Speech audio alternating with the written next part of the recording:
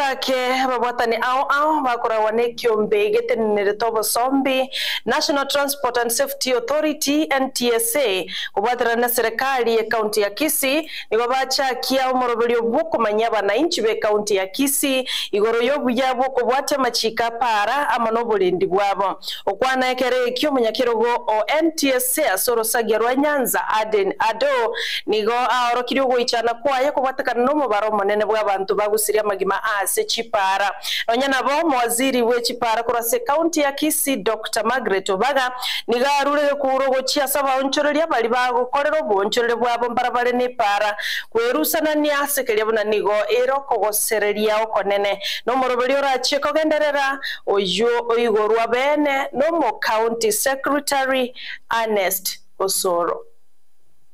Na leo tuko hapa kwa uhamasisho kuwafikia wananchi watumiaji wa barabara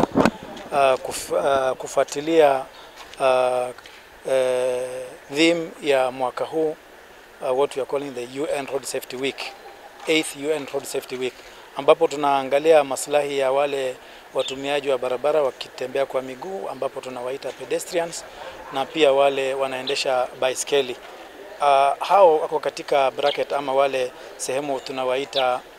vulnerable road users, ambapo katika tarakimu yenye tulifunga na mwaka uliopita kulingana na ripoti ya NTSA tumeweza kupoteza Wakenya 4748. Kati ya hao tunawapata kwamba karibu 70%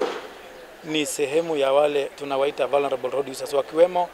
hao watumiaji wa barabara kwa miguu na pia wa baiskeli na pikipiki na wale wa abiria wao. Ni kuita wanabiashara wote kwa upendo na kwa heshima kwamba tusiendelee kukaa barabarani kufanya biashara zetu. Tunahadharisha maisha yenu na maisha ya wote ambao wanatembea hapo na hata motorists wote wanakuwa hatarini.